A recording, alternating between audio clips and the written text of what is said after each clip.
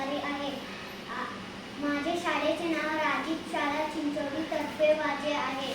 मी इयत्ता 3 मध्ये शिकतो. मी वाचलेल्या पुस्तकाचे नाव हे माझे घर आहे. या पुस्तकाचं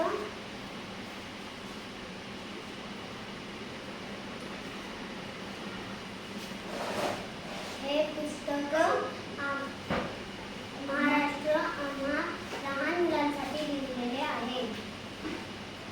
एक मुली होती, ती तिचं घर दाखवत आहे. तिचे घरात त्याचे कुटुंब आहे. तिचे कुटुंब कुठे चपला बुटा काढतात ते दाखवले आहे. ते शौचालयामध्ये हात पाय धुतात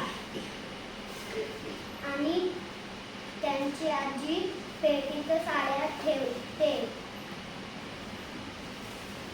या